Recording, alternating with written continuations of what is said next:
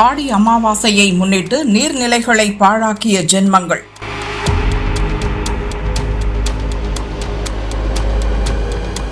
முன்னோருக்கு தர்ப்பணம் கொடுத்து புண்ணியம் தேடினர். பின் மதுரை வைகை நதியில் குப்பை கொட்டி பாவம் சுமந்தனர். தயவு செஞ்சு வைகையில குப்பை கொட்டாதீங்க.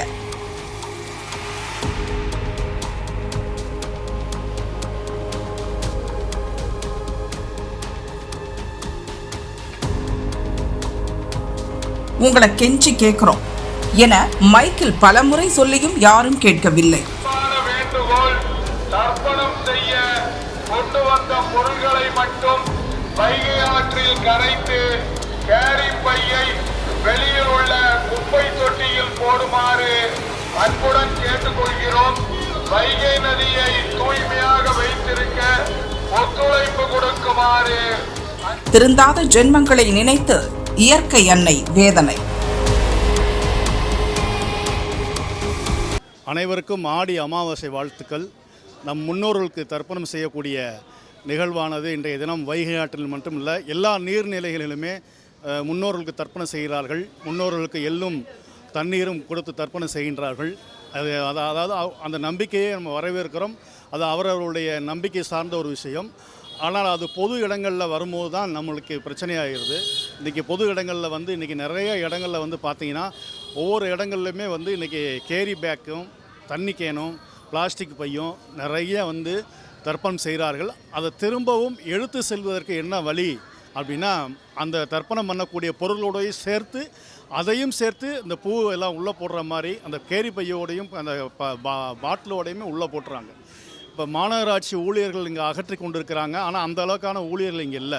இங்கே ஆயிரக்கணக்கான மக்கள் இங்கே தர்ப்பணம் கொடுத்துக்கிட்டு இருக்காங்க வைகையில். ஆனால் அந்த அளவுக்கு இந்த இடத்துல அதை எடுக்கக்கூடிய அளவுக்கான ஊழியர்கள் கிடையாது. அப்படி ஊழியர்கள் கிடையாதனால இந்த இன்றைக்கி போடக்கூடிய குப்பையெல்லாம் மண்ணோட மண்ணாக மக்கி போய் இது திரும்ப வைகை ஆற்றில் தான் கிடக்கிறது. இதை எடுப்பதற்கு எந்த விதமான வழியும் இல்லை. அதனால் மக்கள் தான் உணரணும். உங்கள் நம்பிக்கை உங்களுக்கு எப்படி இந்த முன்னோர்கள் எப்படி ஒரு அருமையான வைகை ஆற்றை, சுத்தமான வைகை ஆற்றை உங்களுக்கு கொடுத்துட்டு போயிருக்காங்க. ஆனால் நீங்கள் என்ன செய்யணும், இந்த மாதிரி தர்ப்பணம் பண்ணி அவருக்கு நன்றி சொல்கிறதுக்கு நீங்கள் இந்த ஆற்றை பராமரிக்கணும், பசுமையாக வைக்கணும், இங்கே குப்பை போடக்கூடாது என்ற உறுதிமொழியை நம்ம ஆடி அமாவாசை தினத்தில் ஏற்கணும். அதனால் ஒவ்வொரு இடங்களிலையுமே இப்படி போடக்கூடிய குப்பைகள் என்ன ஆகுது, ஒவ்வொரு நீர்நிலையிலுமே கடுமையாக பாதிக்கிறது. இது எல்லா தினங்களையுமே மாசுபடுத்துகிற ஒரு பக்கம் இருந்தாலும் ஒரே தினங்களில் ஆயிரக்கணக்கான பேர் இதை மாசுபடுத்தும் போது மிகப்பெரிய அளவில் வைகை ஆறு மாசுபடுகிறது. எனவே இங்கே இருக்கக்கூடிய மக்கள் ஆற்றுக்குள்ளே போடக்கூடாது.